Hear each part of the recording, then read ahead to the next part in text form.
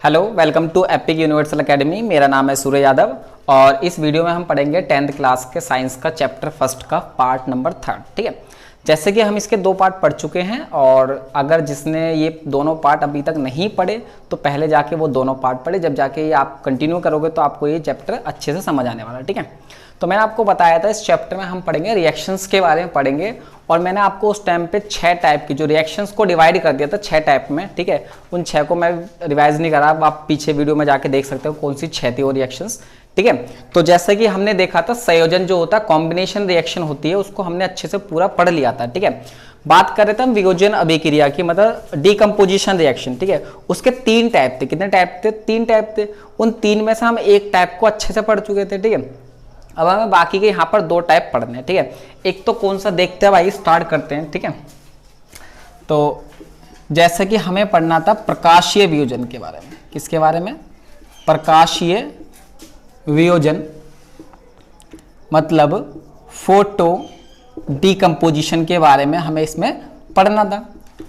तो जैसा कि फोटो डिकम्पोजिशन के बारे में हमें पढ़ना है इसमें। ठीक है, मैंने इसको बताया था फोटो डिकम्पोजिशन, नाम पता लग रहा, फोटो प्रकाश का मतलब ये हो गया कि सनलाइट की उपस्थिति में होगा। किसकी उपस्थिति में होगा? सनलाइट की उपस्थिति में होगा। ठीक है, तो हम आइए रिएक्शन करते हो। इसमें कुछ रिएक्शंस जो बताऊंगा उसमें कुछ इंपॉर्टेंट चीजें होंगी, उसको भी आपको ध्यान से सुनना है। ठीक है, सबसे पहले इसका एग्जाम्पल हम लेंगे रिएक्शन का AgCl।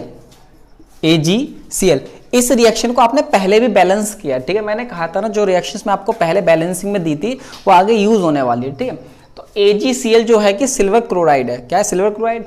इसको हम सनलाइट की उपस्थिति में रखते हैं। किसकी उपस्थिति में रखेंगे? सनलाइट, मतलब सूर्य के प्रकाश की उपस्थिति हम इसको रखते हैं। तो क्या होगा? Ag अलग और Cl2 अलग हो जाएगा। Ag अलग हो गया और Cl2 क्या हो गया? अलग हो गया। ठीक है, बैलेंसिंग करनी पड़ेगी। ये क्या है? Silver chloride. Silver chloride. ये क्या है? सिल्वर। ठीक है, और ये क्या है? क्लोरीन। तो हिंदी में लिख देता हूं सिल्वर क्लोराइड। ठीक है, ये हो गया सिल्वर और ये हो गया क्लोरीन। ठीक है, तो हमने इसको सनलाइट में रखा और सनलाइट में क्या हो गया कि ये Ag और Cl हो गया। ठीक है, ये होता है व्हाइट कलर में। किस कलर में होता है? व्हाइट कलर में होता है। ठीक है, मैं लिख देता हूं उसका कलर व्हाइट और ये ग्रे कलर में हो जाता है। जब ये टूट जाता है ना, मतलब जो सिल्वर होता है अलग हो जाता है तो ग्रे कलर। ये रिएक्शंस बहुत इंपॉर्टेंट है, आपके एग्जाम में कई बार ये क्वेश्चंस आया है। इस रिएक्शंस के बेस पे कई बार एग्जाम में क्वेश्चन आता है और क्वेश्चन कई तरीके से पूछा जाता है। मैं आपको 1-2 क्वेश्चन बता देता हूं किस तरीके से। क्वेश्चन ये आता है कि जो सिल्वर क्लोराइड है उसको गहरे काले रंग की बोतल में क्यों रखा जाता है, मतलब ब्लैक डार्क बोतल में क्यों रखा जाता है। तो आपको उसका जवाब क्या लिखना होगा, क्योंकि हम जानते हैं, वी नो डैट, कि अगर सिल्वर क्लोराइड को हम सनलाइट की उपस्थिति में रखते हैं, ठीक है, तो वो क्या होता है? टूट कर Ag और Cl में डिवाइड हो जाता है। ठीक है, तो आपको इस तरीके से इसका आंसर लिख देना है, मतलब स्टेटमेंट बना के लिख देना है। तो क्वेश्चन में आप ये लिख दोगे कि AgCl को गहरे काले रंग की बोतल में इसलिए रखा जाता है कि अगर हम उसे सूर्य के प्रकाश में रखते हैं तो वो वियोजित मतलब टूटकर सिल्वर और क्लोरीन में परिवर्तित हो जाता है, इसलिए इसको सूर्य के प्रकाश में रखा नहीं जाता, या फिर कह सकते हैं गहरे काले रंग की बोतल में रखा जाता है। ठीक है, एक तो इस तरीके से क्वेश्चन आ गया। ठीक है, ये आपकी सपोर्टिंग मटेरियल होती हो, उसमें क्वेश्चन है इस तरीके के। ठीक है, दूसरा क्वेश्चन क्या पूछा जाता है? 2 ग्राम सिल्वर क्लोराइड लिया आपने, 2 ग्राम सिल्वर क्लोराइड को चाइना डिश, एक प्लेट होती है चाइना डिश, उसमें रखा है। ठीक है, और उसको सूर्य के प्रकाश में जाके रख दिया है। ठीक है, तो कहता है कि आप कुछ मिनट बाद या कुछ समय बाद आप उसमें क्या देखते हैं? क्या देखते हैं? प्रेक्षण बताइए, कौन सी रिएक्शन है, उस रिएक्शन को लिखिए। ठीक है, तो रिएक्शन तो यही वाली, आप रिएक्शन लिख दोगे, रिएक्शन का नाम लिख दोगे, क्या कौन से इसका नाम है। ठीक है, तो उसने कहा क्या देखेंगे हम, ऑब्जर्वेशन क्या करेंगे? तो ऑब्जर्वेशन ही करेंगे, जब हम उसको रखेंगे 2 ग्राम को, वो किस कलर में होगा? व्हाइट कलर में होगा। और जब हम कुछ मिनट टाइम बाद जाएंगे, सूर्य का प्रकाश जब आ जाएगा तो वो किस कलर में हो जाएगा? ग्रे कलर में हो जाएगा। और क्या हो जाएगा? उसमें से क्लोरीन की स्मेल से आएगी। क्यों? जब क्लोरीन बाहर निकल रहा है तो क्लोरीन की स्मेल तो आएगी। ठीक है, तो याद करो मैंने कहा था फैक्टर्स हम कुछ स्टार्टिंग मैंने आपको फैक्टर्स बताए थे कि हमें कैसे पता लगता है रिएक्शन हो गई है। ठीक है, तो मैंने एक आपको बताया था चेंज इन कलर, व्हाइट से क्या हो गया? ग्रे हो गया, चेंज इन कलर हो गया। ठीक है, आप इसके बेस पे आपको पता लगता है कि रिएक्शंस क्या हो गई, कंप्लीट हो गई, क्लोरीन की स्मेल आने लगेगी। ठीक है, तो ये वाला भी क्वेश्चन आपका हो जाएगा। ठीक है, तो इसको मैं चीज को थोड़ा सा लिख देता हूं। इस अभिक्रिया में AgCl, ऐसे लिख देता हूं मैं, ठीक है, शॉर्ट में जल्दी हो जाए। इस अभिक्रिया में AgCl वियोजित होकर सिल्वर और क्लोरीन में परिवर्तित हो गया है। इसलिए AgCl को सूर्य के प्रकाश में नहीं रखा जाता है, ठीक है। तो इस रिएक्शन के बेस पर जो जो क्वेश्चंस बनते थे, किस तरीके के आप क्वेश्चंस करने पर, देखो आपको अच्छे समझ आया, अच्छे का मतलब ये समझ आया ना कि रिएक्शंस तो हम पढ़ रहे, अब रिएक्शन को रटना नहीं है, इस रिएक्शन से किस तरीके से क्वेश्चंस पूछे जाएंगे एग्जाम में, वो आपको सब बता रहा हूँ, ठीक है। आज ये स्टेटमेंट जो भी मैंने कहा लिख रहा हूँ मैं ये हिंदी में, तो आपको डिस्प्ले पर वो इंग्लिश में भी दिखेगी साथ साथ, तो आप साथ के साथ अपने कॉपी में इसको उतारते हैं, ठीक है। तो इसका मैंने एक एग्जाम्पल तो दे दिया, इसका एक एग्जाम्पल और देखते हैं, ठीक है। उस एग्जाम्पल से भी कई बार क्वेश्चंस आए हैं, लेकिन उसमें टिक मार्क में आए हुए हैं, ठीक है। AgBr सिल्वर ब्रोमाइड, AgBr मतलब सिल्वर ब्रोमाइड, सनलाइट, ठीक है। तो क्या होगा, Ag अलग और Br 2 में आएगा, ठीक है। इस तरीके से हो गया, ठीक है, बैलेंसिंग हो गई, रिएक्शन कर दिया मैंने, ठीक है। सिल्वर ब्रोमाइड, ये क्या हो गया आपका, सिल्वर हो गया, और ये आपका क्या हो गया, ब्रोमीन हो गया, ब्रोमीन, ठीक है। हिंदी में लिख देता हूं, सिल्वर ब्रोमाइड, सिल्वर और ब्रोमीन। इस रिएक्शन में सिर्फ इतना आपको देखना है, जो ये AgBr है, नोट में लिख लेंगे आप इसे, जो AgBr है का उपयोग, इसका उपयोग कहाँ होता है, का उपयोग श्वेत श्याम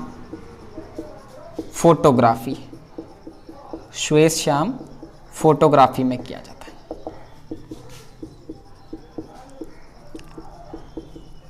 जो AgBr का उपयोग है वो कहाँ किया जाता है, श्वेत श्याम फोटोग्राफी में किया जाता है, मतलब ब्लैक एंड व्हाइट फोटो जो बनती है ना, उसमें इसका यूज किया जाता है, किसका, AgBr का, ठीक है ना। तो ये आपका क्वेश्चंस बना हुआ टिक मार्क में बन जाता है कि AgBr का उपयोग कहाँ किया जाता है, या फिर ब्लैक एंड व्हाइट फोटोग्राफी में किसका यूज किया जाता है, तो AgBr मतलब सिल्वर ब्रोमाइड का उपयोग उसमें किया जाता है, ठीक है। तो आपका ये प्रकाशीय जो वियोजन था, मतलब फोटो डिकम्पोजिशन, ये तो आपका पोर्शन हमने कंप्लीट हो गया। अब हम पढ़ेंगे अपना अगला, जो इसका थर्ड पार्ट था, क्या था वो, विद्युत वियोजन, विद्युत मतलब इलेक्ट्रिसिटी, विद्युत वियोजन, ठीक है, इंग्लिश में इलेक्ट्रोलाइटिक डिकम्पोजिशंस, ठीक है, इलेक्ट्रोलाइटिक डिकम्पोजिशन, ठीक है। तो इलेक्ट्रोलाइटिक में क्या होता है, इलेक्ट्रिसिटी दी जाती है, किसी भी चीज को तोड़ने के लिए क्या दी जाती है, इलेक्ट्रिसिटी दी जाती है, और इलेक्ट्रिसिटी की हेल्प से क्या करते हैं हम, उसको कंपाउंड को, यौगिक को तोड़ते हैं, ठीक है। जैसे कंपाउंड है H2O, ये क्या आपका जल है, क्या है, जल मतलब वाटर है। हमने क्या करा, इसको इलेक्ट्रिसिटी प्रोवाइड कराई, मतलब विद्युत दी हमने इसको, तो क्या हो गया, हाइड्रोजन अलग हो गया और ऑक्सीजन क्या हो गया, अलग हो गया। हाइड्रोजन H2 की फॉर्म में होता है और ऑक्सीजन किसकी फॉर्म में होता है, O2 की फॉर्म में होता है। ये रिएक्शन क्या आपकी बैलेंस नहीं है, यहाँ पर ऑक्सीजन कितने हैं आपके, 1 है, वहाँ कितने हैं आपके, 2 है, तो मुझे यहाँ 2 लगाना पड़ेगा, ऑक्सीजन कितने हो गए, 2, लेकिन इसकी वजह से हाइड्रोजन कितने हो गए, 4, तो जिसकी वजह से 2 यहाँ लगाना पड़ेगा। कहानी खत्म हो गई, यहाँ तक तो ठीक है, ठीक है। तो इससे भी क्वेश्चन बनता है, इससे तो अच्छा खासा क्वेश्चन बनता है, ठीक है। ये जो मतलब प्रोसेस होता है ना, इसका एक डायग्राम बनता है, छोटा सा बनाऊंगा, रफली डायग्राम बनाऊंगा, ठीक है, उसमें थोड़ा सा बता दूंगा क्या है। तो उस डायग्राम में एक रॉड होती है, कैथोड, एक एनोड, एक कैथोड रॉड होती है, ठीक है, एक रॉड हो गई, ठीक है, कैथोड एनोड, ये आपकी है कैथोड, ठीक है, और ये आपकी हो गई एनोड, तो इनके सबसे पहले साइन जानना जरूरी है कि कैथोड पे कौन सा साइन होता है, क्योंकि इलेक्ट्रिसिटी में पॉजिटिव नेगेटिव चार्ज बहुत इंपॉर्टेंट होते हैं, ठीक है। तो इस पे पॉजिटिव चार्ज होता है, इस पे कैसा चार्ज होता है, नेगेटिव चार्ज होता है। तो पॉजिटिव नेगेटिव चार्ज हो गया। तो क्वेश्चन ये बनता है इस वाले प्रोसेस में कि विद्युत वियोजन में, किसके, जल के विद्युत वियोजन में, इलेक्ट्रोलाइटिक डिकम्पोजिशन में जो हाइड्रोजन गैस होती है और ऑक्सीजन गैस होती है वो किस रॉड पे आती है, मतलब हाइड्रोजन गैस किस रॉड पे आएगी और ऑक्सीजन गैस किस रॉड पे आएगी। तो आपको बताना है कि जो कैथोड पर कौन सी गैस आती है, हाइड्रोजन गैस आती है। हाइड्रोजन गैस आती है किस पर, कैथोड पर। और फिर पूछेगा, पता लग गया ऑक्सीजन किस पे आएगी, आपकी एनोड पे आएगी। तो इस पर कौन सी आएगी, एनोड आएगी। एनोड पे आएगी क्या, ऑक्सीजन, ठीक है। पहला पॉइंट इस तरीके से पूछता है, ठीक है। दूसरा पॉइंट क्या पूछता है कि इलेक्ट्रोलाइटिक डिकम्पोजिशन में किसके, वाटर के, जो एक रॉड पे ना दुगनी गैस मिलती है दूसरे के मुकाबले, तो किस वाले पे दुगनी गैस मिलती है और क्यों, उसका थोड़ा सा बताना, ठीक है।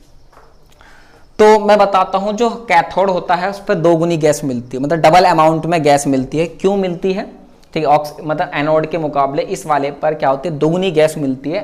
कैथोड वाले पर कौन सी गैस, हाइड्रोजन गैस दुगनी मिलती है, डबल अमाउंट में मिलती है, ठीक है। क्यों मिलती है, क्योंकि जो जल जो का फॉर्मूला है H2O, जो कि कंपाउंड बोलेंगे हम, ये कंपाउंड है, ठीक है, यौगिक है। और इस कंपाउंड में जो हाइड्रोजन है उसके कितने अणु हैं, 2 अणु हैं, 2 मॉलिक्यूल हैं, ठीक है। जो आपका हाइड्रोजन, सॉरी, जो जल का कंपाउंड है, यौगिक है, उसमें हाइड्रोजन के कितने मॉलिक्यूल है, 2 अणु है, जिसकी वजह से कैथोड पर दुगनी गैस प्राप्त होती है एनोड के कंपैरिजन में, ठीक है ना। तो आपको इस तरीके से लिखना होगा कि एक जल के यौगिक में जो हाइड्रोजन अणु होते हैं उनकी संख्या कितनी होती है, 2 होती है, जिसकी वजह से कैथोड पर दुगनी गैस प्राप्त होती है, ठीक है। ये आपको लिख देना, ठीक है। ये आपको मैं रफ कर रहा हूँ, ठीक है, इसको उतारना साथ में। ये जो डायग्राम मैंने बताया, इस डायग्राम से आपका 3rd चैप्टर में भी क्वेश्चन आता है, ठीक है। अच्छा, इसका एक अगर वो लिखना है तो लिख लो एक एग्जाम्पल, और NaCl का सेम यही है, इलेक्ट्रिसिटी दे दी हमने इसको, ठीक है, और विद्युत, तो क्या हो गया, Na अलग हो गया और Cl2 अलग हो गया, ठीक है। तो बैलेंस कर दो रिएक्शन को, ठीक है, कोई दिक्कत है नहीं। इस तरीके से आप इसको भी कर लोगे, ठीक है। तो इसको मैं रफ कर रहा हूं पूरा, ठीक है।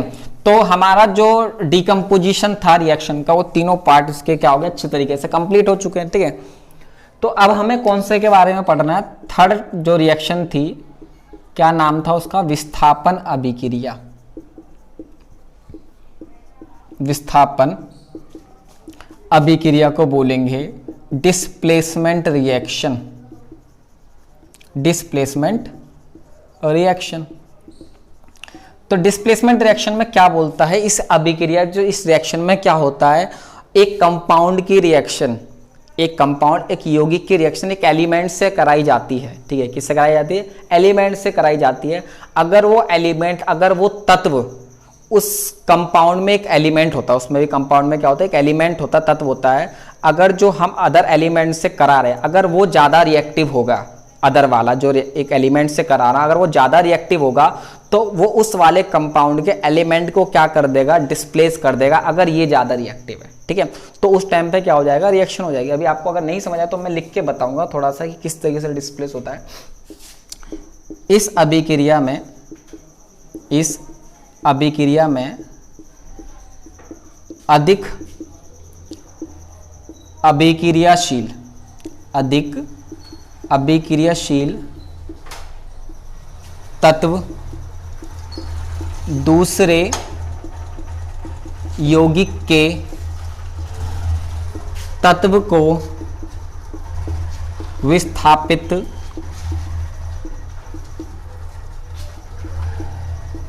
कर देता है, इसलिए इस अभिक्रिया को विस्थापन अभिक्रिया कहते हैं, ठीक है। क्या देखा इस अभिक्रिया में अधिक अभिक्रियाशील तत्व दूसरे यौगिक के तत्व को विस्थापित कर देता है, इसलिए इस अभिक्रिया को विस्थापन अभिक्रिया कहते हैं। मोर रिएक्टिव एक एलिमेंट होता है जो अदर कंपाउंड के एलिमेंट को क्या कर दे, डिस्प्लेस कर दे, उसी को डिस्प्लेसमेंट रिएक्शन कहते हैं। एग्जांपल देखते हैं फटाफट, ठीक है, और एग्जांपल से क्वेश्चंस बनते हैं, पहले बता दूं आपको, ठीक है, रटना नहीं है इसलिए। कॉपर सल्फेट है, AQ लिखूंगा मैं यहाँ पर, बताऊंगा AQ क्यों लिखा, ठीक है। इसका नाम क्या है, कॉपर सल्फेट, कॉपर सल्फेट। इसका रंग होता है नीला, ब्लू कलर में होता है, ठीक है। इसकी रिएक्शन Fe से कराई, S, ठीक है, S का मतलब भी बताऊंगा। तो क्या हुआ, ये जो फेरस है ना, कॉपर से क्या है, ज्यादा रिएक्टिव है, मतलब ये अधिक अभिक्रियाशील है, ठीक है। तो ये क्या करेगा, जब इसकी रिएक्शन इससे होगी तो ये इसको क्या करेगा, इसको हटा देगा, ठीक है, और इसकी जगह पे खुद आ जाएगा। तो क्या बन जाएगा, FeSO4, और ये क्या हो गया, अपना अलग हो गया, ठीक है, कॉपर अलग हो गया। तो इसका नाम तो आपको पता क्या है, फेरस सल्फेट, फेरस सल्फेट, इसका नाम तो पता था, ठीक है, कॉपर। और ये कैसा होता है, हल्का हरा, लाइट ग्रीन कलर का होता है, ठीक है।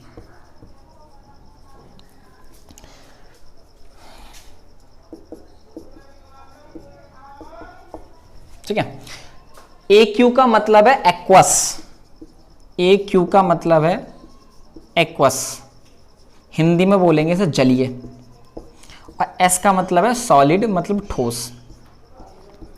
जो हमारा कॉपर सल्फेट है वो किस रूप में है, जलीय रूप में है, किस रूप में, एक्वस, इसका मतलब ये लिक्विड फॉर्म में, ठीक है। उसका कलर कैसा है, ब्लू कलर का है, और उसकी रिएक्शन Fe से कराए, Fe मतलब आयरन लोहा, जो कि क्या है, सॉलिड है, उससे कराएंगे तो हमें क्या मिलेगा, फेरस सल्फेट मिलेगा, जिसका रंग कैसा होगा, हल्का हरा होगा, लाइट ग्रीन होगा, और कॉपर क्या हो जाएगा, अलग हो जाएगा, ठीक है।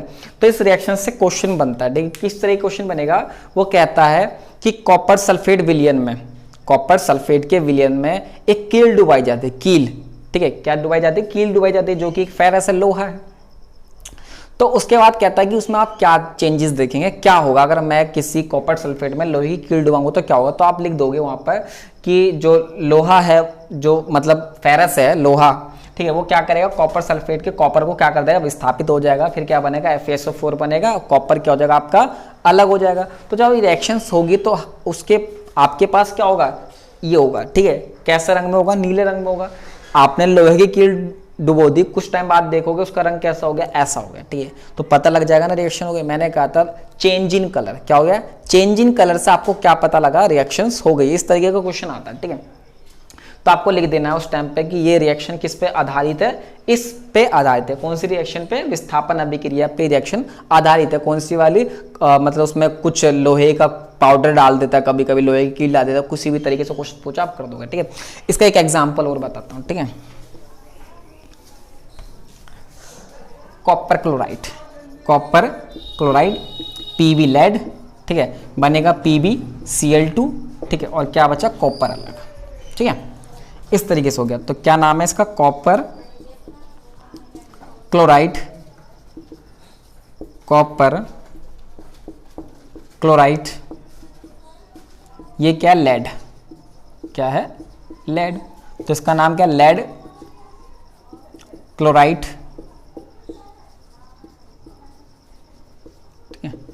और ये कॉपर, ठीक है। ये तो रिएक्शन मैंने आपको लिखवा दी, दो रिएक्शन लिखवाते हैं, ऐसे मैंने आपको ये लिखवा दी, ठीक है। तो इसको तो आप नोट डाउन कर ले, ऐसा भी तो क्वेश्चन आया नहीं है, ठीक है। तो इसको मैं रफ कर देता हूँ, ठीक है। इसके बाद एक रिएक्शन कराता हूँ, ठीक है, और इसी में उससे भी क्वेश्चंस हो सके पूछ ले, ठीक है। इस बार हमारे पास है फेरस सल्फेट का विलयन, ठीक है। क्या है, फेरस सल्फेट एक कंटेनर में, एक्वस में, रंग कैसा होगा, लाइट ग्रीन। इसकी रिएक्शन मैंने कराई कॉपर सॉलिड से, तो क्या मिलेगा, ये इसको डिस्प्लेस कर देगा, तो कॉपर सल्फेट, एक्वस, और क्या मिला, फेरस, मिलेगा कि नहीं। तो आप लोग बताओ क्या जो रिएक्शंस मैंने लिखी है पॉसिबल है या नहीं, ठीक है। तो जिन बच्चों का जवाब यस है तो ठीक है, बहुत अच्छी बात है, और जिनका नो है उनके लिए और भी अच्छी बात है, क्योंकि रिएक्शन पॉसिबल नहीं है, ठीक है। और जिनको लग रहा था पॉसिबल है तो उसका मतलब वो सही से नहीं पढ़ रहे, ठीक है। क्यों नहीं पॉसिबल, अभी मैंने कुछ टाइम पहले बताया था कि जो फेरस है और कॉपर में ज़्यादा रिएक्टिव कौन सा है, ये वाला है, और कम कौन सा, ये वाला, ठीक है। तो अगर ये कम रिएक्टिव है तो ये फेरस को कैसे हटा सकता है, रिएक्शन ये लिखा ना, पूरा लिखा अच्छी तरीके से लिखा है कि नहीं हटा सकता, तो ये जो कॉपर है इस फेरस को नहीं हटा सकता, इसलिए रिएक्शन गलत है ये वाली। तो इस चीज़ को भी आपको ध्यान देना पड़ेगा, हो सकता है ऐसा क्वेश्चन पूछ लिए तो आप ये रिएक्शन लिख पाओ, ठीक है। तो इस चीज़ का हमेशा ध्यान रखना। अच्छा, अब आपको कैसे पता लगेगा कौन ज़्यादा रिएक्टिव है कौन कम है, ठीक है। उसके लिए मैं रिएक्टिविटी सीरीज लिखूंगा आपके लिए, क्या लिखूंगा, रिएक्टिविटी सीरीज है, उसको आप लोगों को क्या करना है, याद रखना है, और 3rd चैप्टर में भी उसका यूज़ होने वाला है, ठीक है। इस पूरे को रफ करके मैं रिएक्टिविटी सीरीज लिखूंगा, और रिएक्टिविटी सीरीज आपको 1st चैप्टर में नहीं मिलेगी, 3rd चैप्टर में ही उसका वो टेबल बनी हुई थी, ठीक है, जिसे बोलते हैं अभिक्रियात्मक श्रेणी, ठीक है। तो मैं लिख देता हूं काशीनाथ, ठीक है। इसमें ना हम क्या लगाते हैं, ट्रिक इस्तेमाल करेंगे, काशीनाथ का माली आलू जरा फीके पकाता है, ठीक है। कौन है आगे आओ, इतने हैं, ठीक है। आपको ट्रिक से याद करना है, काशीनाथ का माली आलू जरा फीके पकाता है, कौन है आगे आओ, ठीक है। इस ट्रिक को मैं लिख देता हूं यहां पर, काशीनाथ का, एग्जाम में मत लिखाना ये ट्रिक, ये तो फिर आप लोगों को सिर्फ याद कराने के लिए, ठीक है, पता चला एग्जाम में लिख के आ, ठीक है। इनका नाम कुछ और है, ठीक है, काशीनाथ, ठीक है, माली आलू जरा फीके पकाता है, कौन है आगे आओ, आगे, ठीक है। तो इस तरीके से लिख दिया, कौन है आगे आओ, ठीक है। तो इस ट्रिक को आपको अच्छे से क्या करना है, याद कर लेना, ठीक है। इससे आपको पता लगेगा कौन ज्यादा रिएक्टिव है, ठीक है। अभी तो कॉपर और हम किसकी बात कर रहे थे, फेरस की बात कर रहे थे, ये रहा फेरस और ये है कॉपर, मतलब इस तरीके से सबसे ज्यादा रिएक्टिव, ठीक है, मतलब बहुत अभिक्रियाशील कौन सा है, ये वाला, फिर ये कम घटते क्रम में डिक्रीजिंग ऑर्डर में, ठीक है। तो ये तो उसके बाद आता है कॉपर, ठीक है। तो फेरस और कॉपर के हिसाब से तो ज्यादा रिएक्टिव कौन सा माना जाएगा, ये वाला माना जाएगा, ठीक है। आपने अगर 8वीं सही से पढ़ी हो तो अपने क्वेश्चन आता है, 8वीं क्लास में भी आता है कि ऐसे 2 तत्व हैं जिनको मट्टी के तेल में डुबो कर रखा जाता है, मतलब केरोसिन ऑयल में डुबो कर रखा जाता है, तो सोडियम और पोटेशियम, ठीक है। तो उसका रीजन लिखना पड़ता है क्योंकि ये बहुत अभिक्रियाशील तत्व है, अगर ये ऑक्सीजन के संपर्क में आए तो इनमें क्या लग जाती है, आग लग जाती है, ठीक है। इस तरीके से आपको लिखना होता था उस टाइम पे। तो ये जो दोनों तत्व है इनको केरोसिन ऑयल मतलब मिट्टी के तेल में ही डुबो के रखा जाता है, ठीक है। वरना अगर ये ऑक्सीजन, ये इतने हाई रिएक्टिव है कि अगर ये ऑक्सीजन के कांटेक्ट में आएंगे तो उनमें क्या लगेगा, तुरंत ही आग लग जाएगी, ठीक है। तो रिएक्टिविटी से मोस्ट रिएक्टिव, लीस्ट रिएक्टिव, ठीक है, अधिक अभिक्रियाशील और ये बहुत कम अभिक्रियाशील, तो घटते क्रम में, ठीक है। इसको बोलते हैं अभिक्रियात्मक श्रेणी, रिएक्टिविटी सीरीज। तो इसको आप याद कर लेना, ठीक है। जरा टिक रफ कर देता हूं इसको मैं, सॉरी मैं इसको नाम तो आपको बताना भूल गया, चलो दोबारा लिख देता हूँ, आलू जरा फीके पकाता है, ठीक है। के का मतलब है पोटेशियम, नाम नहीं लिखूंगा, के का मतलब पोटेशियम, सोडियम, Na का मतलब, Ca का कैल्शियम, Mg का मैग्नीशियम, Al का एल्युमिनियम, Zn का जिंक, Fe का फेरस, Pb का लेड, H का हाइड्रोजन, Cu का कॉपर, Hg का मरकरी, हिंदी में बोलेंगे पारा, इसका सिल्वर और इसका गोल्ड सोना, ठीक है। तो इसके सबके आप नाम लिख भी लेना अगर आपको याद नहीं है, ठीक है। रफ कर रहा हूँ, वैसे आपने 9th क्लास में सुन लिए होंगे ये नाम, ठीक है। 2nd चैप्टर में पढ़ लेते हैं 9th क्लास के ये, और 3rd में भी पढ़ते हैं, ठीक है। तो 3rd रिएक्शन भी हो गई है, ठीक है। अब इस वीडियो में हम करेंगे डबल डिस्प्लेसमेंट रिएक्शन ओनली, ठीक है, मतलब द्वि विस्थापन अभिक्रिया, ठीक है। द्वि विस्थापन अभिक्रिया में क्या होता है, दोनों कंपाउंड होते हैं, दोनों क्या होते हैं, कंपाउंड होते हैं, दोनों ही यौगिक होते हैं और दोनों यौगिक में आयंस होते हैं, ठीक है। जो उनके साथ तत्व के साथ जो जुड़े होते हैं उन्हें आयंस होते हैं।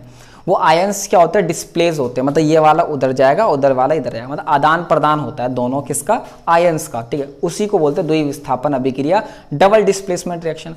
और डबल डिस्प्लेसमेंट के बाद जो इसमें एक आगे इसी का ही पार्ट है, उससे बोलते हैं अवक्षेपण अभिक्रिया, मतलब प्रेसिपिटेशन रिएक्शन, उसी को इसी में समझाऊंगा, ठीक है।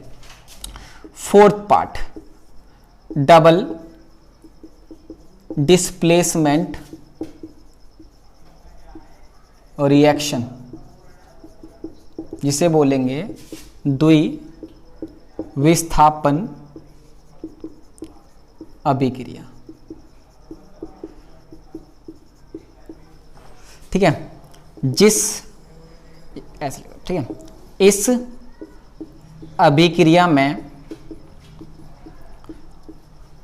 अभिकारकों के आयन का आदान प्रदान होता है। क्या हुआ, इस अभिक्रिया में अभिकारकों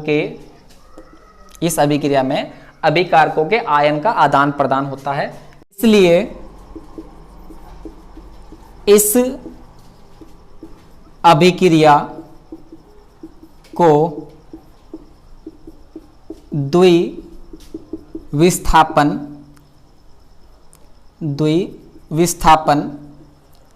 अभिक्रिया कहते हैं, ठीक है।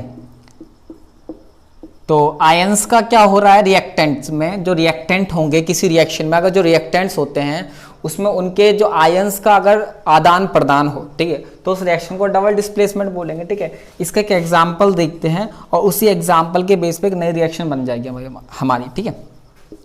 Na2SO4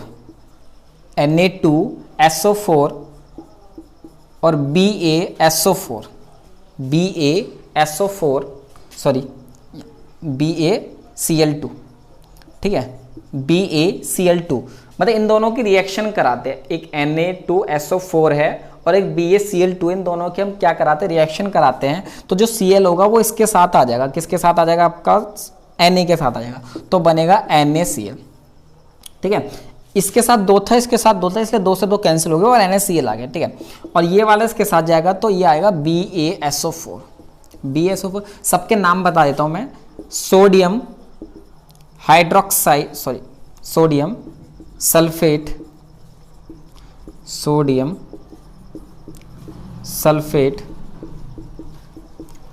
और ये हो गया बेरियम क्लोराइड,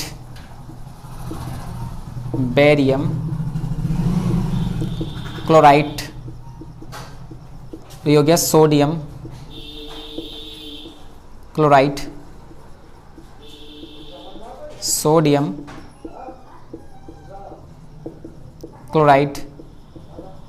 ठीक है।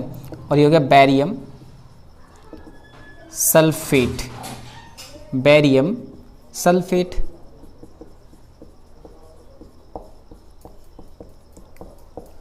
ठीक है। ये मैंने आपको सब रिएक्शन बता दी। तो क्या हो गया, इसका जो ये आयंस था वो उसके साथ चला गया, वो वाला उसके साथ चला गया, बना NaCl BaSO4। ये जो सोडियम क्लोराइड होता है एक सॉल्ट होता है, कॉमन सॉल्ट होता है जो सामान्य जिसे नमक आता है, ठीक है। तो एग्जाम में जो क्वेश्चंस होते हैं, ठीक है, अच्छा जो रिएक्शन से शायद बैलेंस करनी पड़ेगी, ठीक है। ये रिएक्शन क्या है, बैलेंस नहीं है, तो पहले हम इसको क्या करते हैं, बैलेंस कर लेते हैं, ठीक है। तो बैलेंसिंग के लिए हमने क्या करा, देखो बैलेंसिंग जरूरी है, ठीक है, क्योंकि बैलेंसिंग के बिना क्वेश्चंस में मास्टर क्या कर सकता है, गलती कर सकता है, ठीक है।